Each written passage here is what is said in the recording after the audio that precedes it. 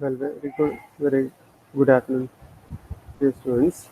So today we will discuss about the organizational level security and regulatory issues in cloud computing.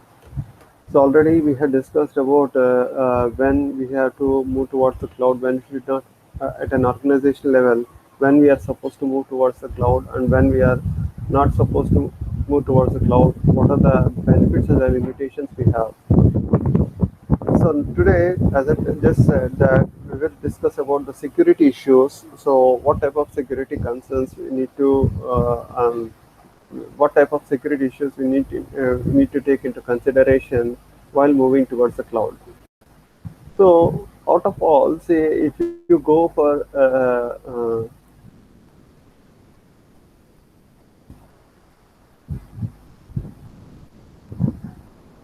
okay, so out of all, we will when we discuss about the security concerns. So security plays a very major role when we are going towards the cloud there. Because security is a two-sided coin in the world of cloud computing. There are pros and cons. Means we have a lot of pros and cons there. So if you just go and look at the current picture which it is showing there. So when a survey is actually conducted, so in the survey, most of the people, so finding the security concerns are the number one issue facing in the cloud computing. See, more number of people are more concerned about the security here. So more than 70% of the people are more concerned about the cloud computing here. Rest regarding the performance and the availability and uh, um, other issues related to the cloud computing. So because why we are mostly concerned about this cloud computing here is about the privacy consideration. The first and most obvious concern is the privacy consideration, because when some other party is actually housing your data, when you are placing your data in some other place, so you need to actually think about whether it is safe and secure or not. Okay, so you cannot guarantee that your data is safe and secured. There means 100% you may not be sure that your data is really safe and secure there. And also because there are also concerns, because the law enforcement has been better able to get the data maintained on the cloud more so than from any organization. Means if suppose the laws are actually enforced there, then the data may be more secured here.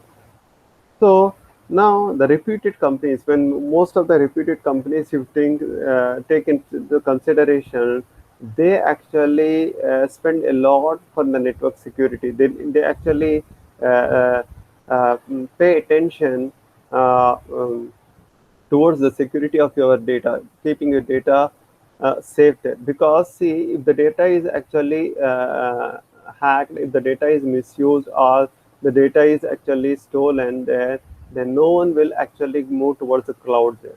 So even if the providers are doing their best, so in the sense the providers will take lot of efforts to put your data securely there.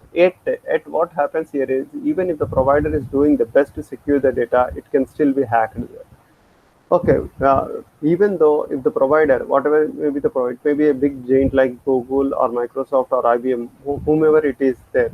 So if your data is actually been hacked, then if your data is actually been hacked there, then your sensitive information may be misused. Okay, you may lose the data there. So the best plan of attack is not to perform mission critical work or work that is highly sensitive in the cloud platform without extensive security controls managed by your organization. Is see, as we discussed in the earlier classes there, whenever you want to move the cloud there, so just move the non-critical data, the non-sensitive data to the cloud until unless you are very sure, you're damn sure that your data is not been misused, then only you just move towards your cloud. Okay, okay. Next is if you are going for a vendor, if you're talking about a vendor, are they actually putting enough efforts to put your data safe or not? So there are that the vendors are going above and beyond to ensure the data. Because see, to stay into the business there, to stay into the market, to provide enough services, they should actually, as a vendor, they should actually provide necessary steps. They should take necessary steps. They should ensure that your data is secure. That is a simple matter of doing the business. If word gets out that they don't protect the data they house, then no one will want to do the business with them. So simple point here that if some data is actually, I mean, some word is out. So if all are discussing that the data is not secured on at your vendor, then no one is going to do the business with them. So there is also an issue with the performance and efficiency. Since you pay as you go, if you spend an inordinate amount of time on CPU cycles using the security tools, you are looking, means you will go looking to the competition there. Means if suppose if it is taking too much of time, if it is a performance issue, also is main concern. So if you go to the figure, also see here, once the security, after the security, the major issue where the customer will consider is about the performance there. So along with the performance, your vendor should provide security for your data there. So therefore, ultimately, while we like to think that they are doing their best simply means their best simply might not be good enough. Sometimes, if you think that they are actually doing their best to secure your data there, sometimes it may not be enough there, because you know that the hackers, you might have heard about the hackers there. What actually they are doing, they are actually breaking all the security. Okay, they are breaching to the security, they are getting into your machines, they are stealing your data, and they are selling, means what they can do. So the lot that they can do is they have compromised your data. If they are having the data in their hands, if a hacker is having the data in their hands there, what they can do, they can sell your information to your proprietary information to your competitor there. So your personal sensitive information may be stolen, and it may be actually given to your competitor there, or they may encrypt your data, and they will just decrypt your data until unless you pay the amount which they are demanding. Or they may erase the data to damage your business. They may completely erase your data, and they may justify your action as their ideological beliefs. It means they can justify themselves that. Okay, in such cases, you must be very careful with the hackers also. Either way, hackers are real concern of your data managed on the cloud there.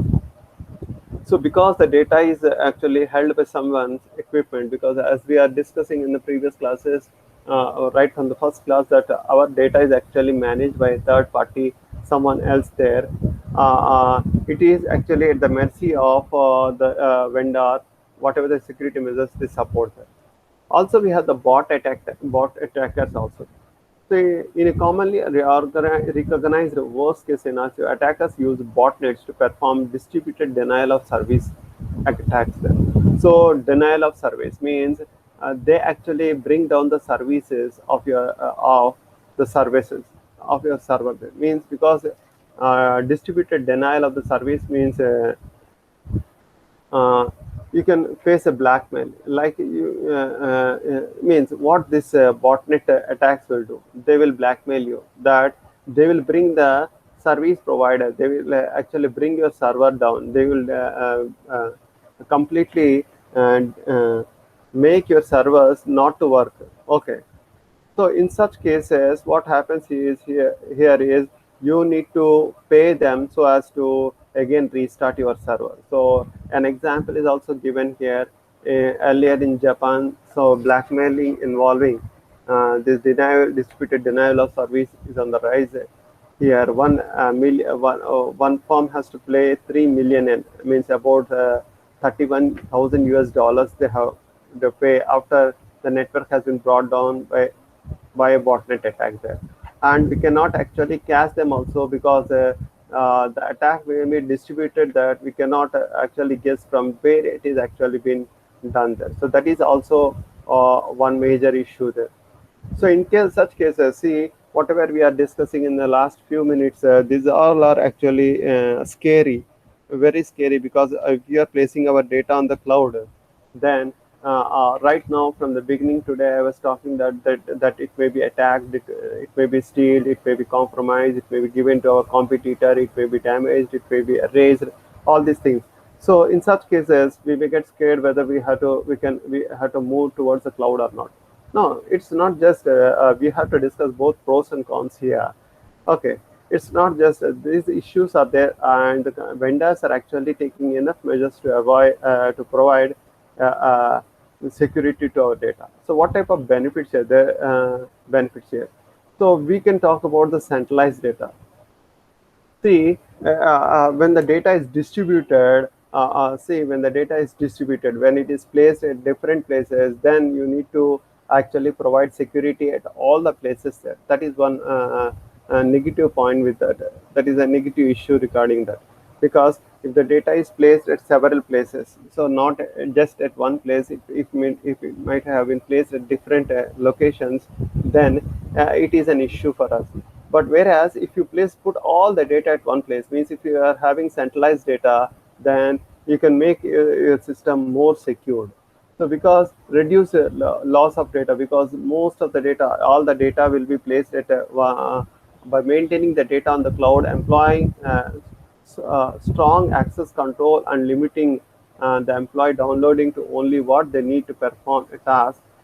Cloud computing can limit the amount of information that could be potentially lost. See, above statement which is given, reduced data loss. We can, if the data is centralized, if it is put at one place there, then what happens here is the data, we can reduce the loss of data.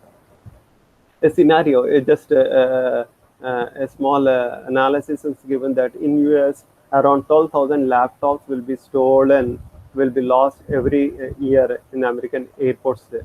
See, if you are maintaining our data in our laptops or on our mobile phones or in some other devices there, if you actually lose any mobile or your laptop or any other device which is capable of storing the data, then it is a huge loss for us, huge loss for us.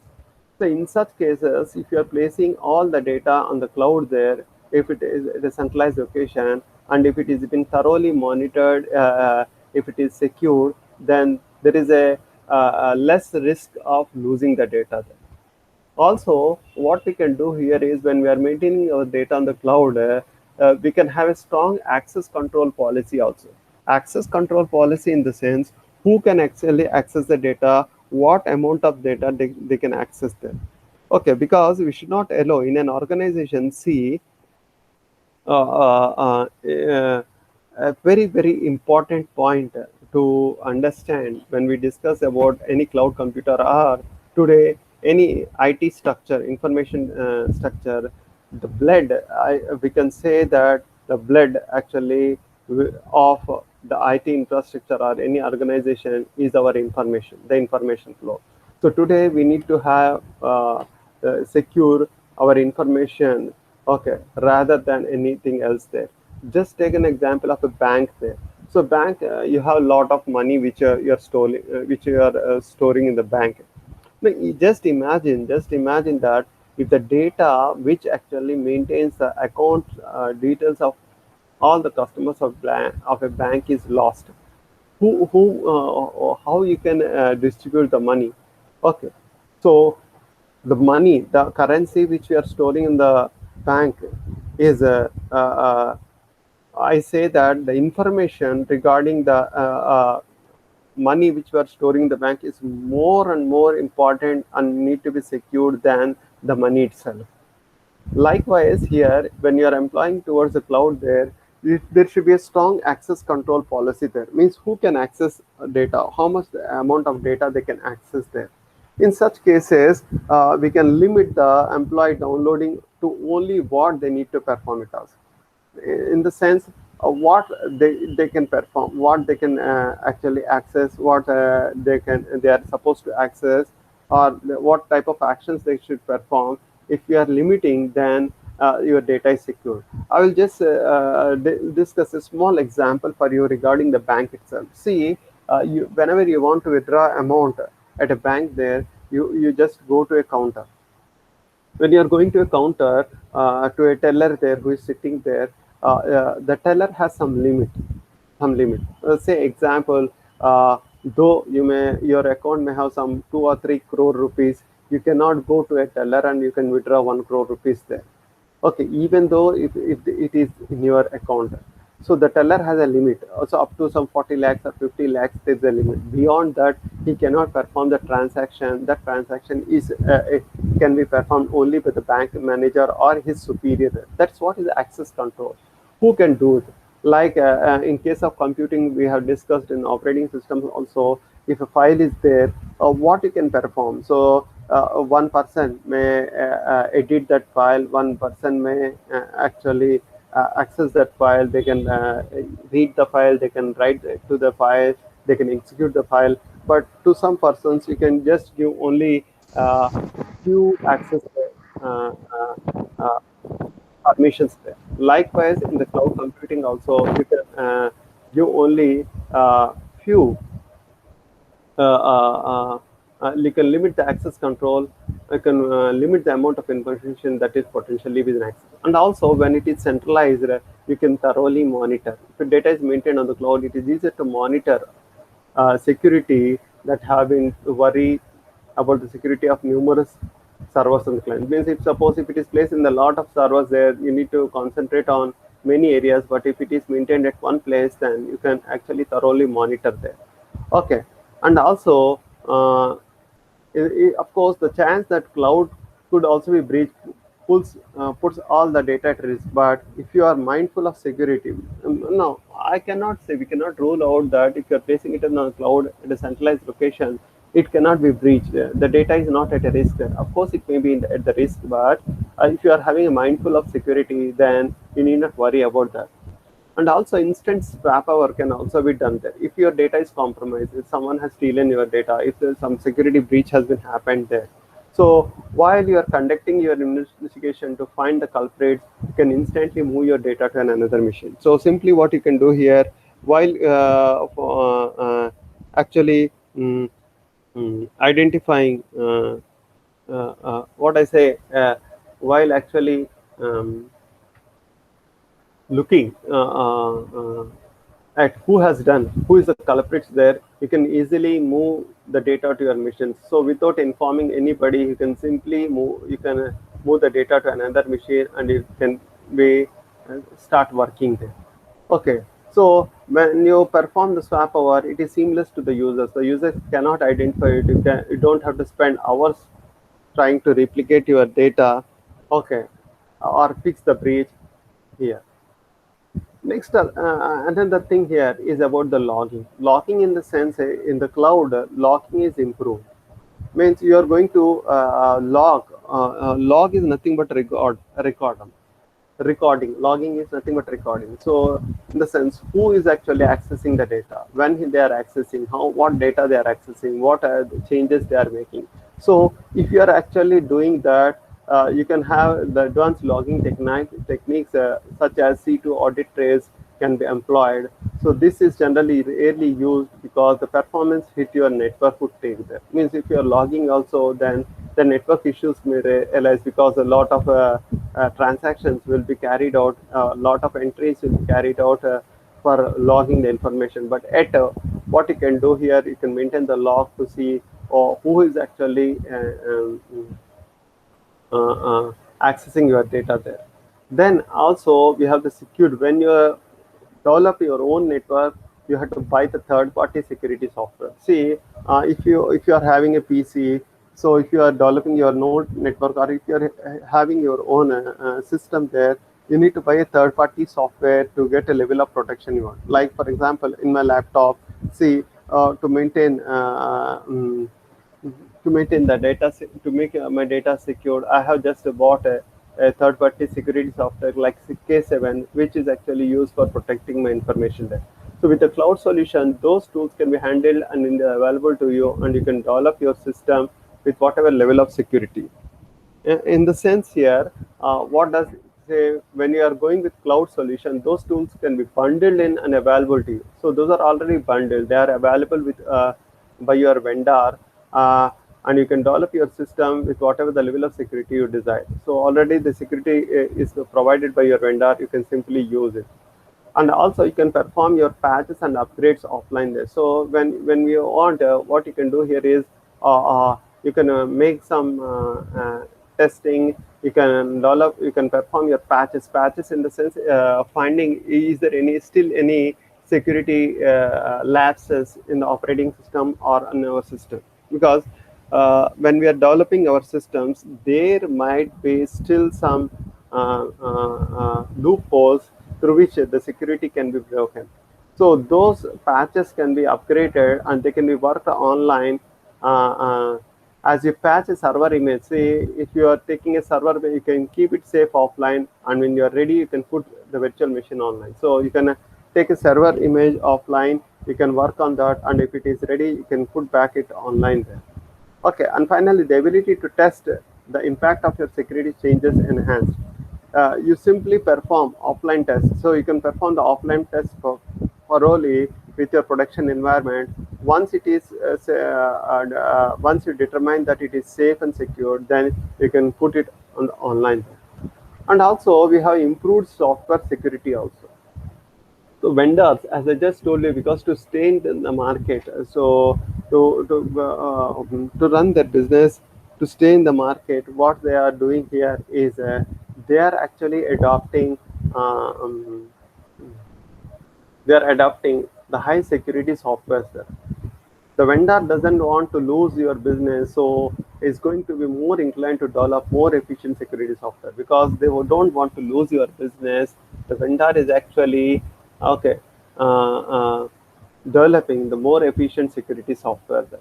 And also because additionally the vendor will be likely to look at the security setup and tune whenever possible for efficient system. So they know that the security vendor who delivers the most efficient product will win the game, because at the end, say we move towards the person who is actually uh, uh, mm, uh, uh, so he who actually provides more security will win the game in this competition. Also, security testing, as software as service providers don't bill for you for security testing, they do. So when some security testing is done, this SAS, the software as service people doesn't bill them. Rather, of course, even though they bill them, because a lot of people are there, it is a negligible amount for you there. It is a negligible amount. You cannot actually sometimes count on how much they are charging for their security testing there. So because of that, you can happily move towards the cloud. You can use the cloud computing. Okay, next is about the regulatory issues. The next topic is about the regulatory issues we have. Regulatory issues we have. Okay, since it is rare that when we actually want the government in our business, it is rare when we actually want the government in our business. Means what type of regulatory issues actually the government should impose on the vendors there. Say, regulation might be exactly what we need. Without some rules in place, it is too easy for the service provider to be unsecure and even shift enough to make off with our data there. So, if some secured rules and regulations are not been are being imposed by the government, the vendor may compromise your data with your competitors there. So, therefore, some compulsory regulatory measures should be taken by the government there. In the sense, what I am supposed to say here is, mm, if some service provider is there, for example, in any business, if you take any business, you need to take proper steps. You need to take proper permission from the government before actually starting the business there. So the government will impose some strict regulatory regulations. So you must show those regulations. Are you still providing some such type of security measures or the regulatory issues to the government? Then only you will get approval. అంటే ఒక government approval కావాలి అన్నప్పుడు వాళ్ళు ఏంటంటే some certain rules and regulations పెడతారండి. So ఆ rules and regulations మనం bound అయ్యి మనం చేయాల్సి వస్తుంది. ఇక్కడ ఆ రూల్స్ అండ్ రెగ్యులేషన్స్ మనం బౌండ్ అవ్వలేదనుకోండి, అసలు గవర్నమెంట్ రూల్స్ అండ్ రెగ్యులేషన్స్ పెట్టలేదనుకోండి, ఏమవుతుందండి, మన ప్రొవైడర్ మన డేటాతో ఏమైనా చేయొచ్చు. The data may be insecure in the hands of your the service provider. So at that time, there were means it was a long back in 2000s, but there were no such a regulatory issues are there, and because of that, big companies who has a lot of turnover, more than like for example, say a Vamu, a company which is having 3.7 billion dollars turnover, got failed. So in such cases, that those banks actually, the bank which got failed. Okay. So in such case, because the government has ensured that the WAMU, when it failed, everyone got to keep their money thanks to the government, because it is insured by the government there. The people doesn't lose their money there. అంటే వాము అన్న company ఏమైందండి, దో 307 million US$ turn over ఉన్న company ఒకసారి డౌన్కి వచ్చేసింది. But government regulations అలా ensure అయ్యి ఉండడం వల్ల ఏంటంటే కస్టమర్స్ అందరికీ కూడా ఏంటండి అన్యాయం జరగకుండా ఏంటండి, బికాస్ గవర్నమెంట్ రెగ్యులేషన్ వల్ల ఏమైందండి, అక్కడ మనకి డేటా మన మనీ సెక్యూర్ అండి. అఫ్ కోర్స్ అలాగే మనం ఇక్కడ డేటాతో కూడా కంపేర్ చేసుకోవచ్చు. ఇందాక మనం చెప్పినట్టు బ్యాంక్కి ఒక మనీ ఎంత, while the bank deal in the money, the cloud providers deal with the data. Both have immense value to the consumers and organizations. So also generally, if suppose in something is happened, is the government is to be is the one who is going to rescue.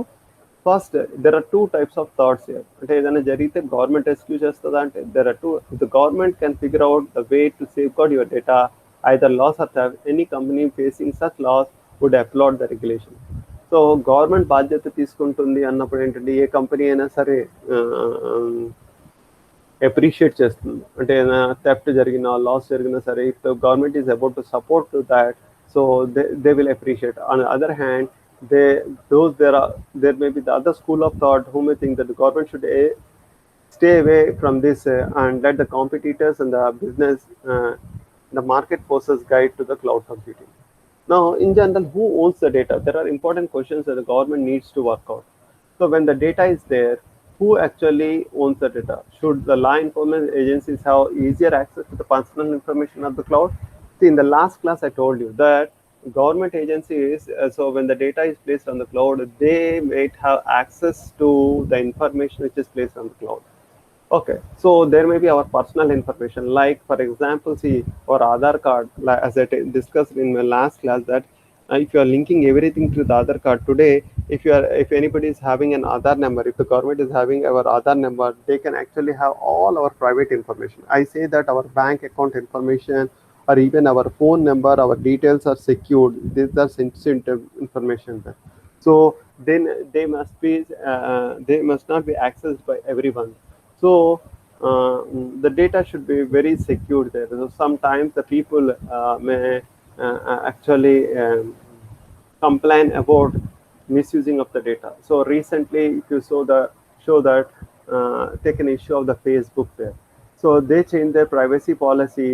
So they said that whatever the data you are placing on the Facebook, they own the data. What is that? If they own the data, they may misuse our photographs, they may misuse our videos or whatever the information which you are placing on the Facebook there. So it should not be done there. Immediately, a big issue has been raised, and a lot of people started deleting their Facebook accounts, deleting their data on the Facebook there. Then they came down. So it should not happen like that. Okay, so no, but we cannot restrict the government. In some cases, the government can access the data there. Okay, likewise, the government procurement. The government procurement in the sense that the government agencies might also move towards the cloud. In some cases, the government agencies also might wish to move towards the cloud.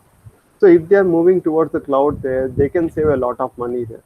like when they are maintaining data in the lot of servers there, they actually require the machinery, they actually requires the machines, the uh, staff, etc. Actually to actually store the data, to look after the data there. So when you are moving towards the cloud there, then what happens here is all are maintained at one place, and you can save a lot of human. You can save the huge amount of data here. Sorry, huge amount of money here. For example, see, the General Service Administration is making push towards the cloud computing in order to reduce the amount of energy that computers consume. See, a lot of computers will consume an energy. So this General Service Administration is making that measures to move towards the cloud. One of the examples is given, a US company. Here HP and Intel produced a study shows that the federal government spends $480 million per year on electricity to run its computers there. So when a lot of money is spent by the government companies to run their computers. Now, if everything is stored on the cloud there, then this money can be minimized and it can be saved there. So that is about the various regulatory issues. So to conclude this topic, what I just like to revise that in this particular organization, in this particular unit or chapter, we discussed about an organization, whether it is ready to move towards the cloud or not, whether it has to move towards the cloud or not. So when it is moving towards the cloud, what type of benefits it is having, what type of limitations it has, what type of security issues come across, what type of regulatory issues generally they come across when moving towards the cloud. Okay, so we will conclude here. We'll stop here. In our next class, we will discuss about mm, the other issues regarding the cloud computing.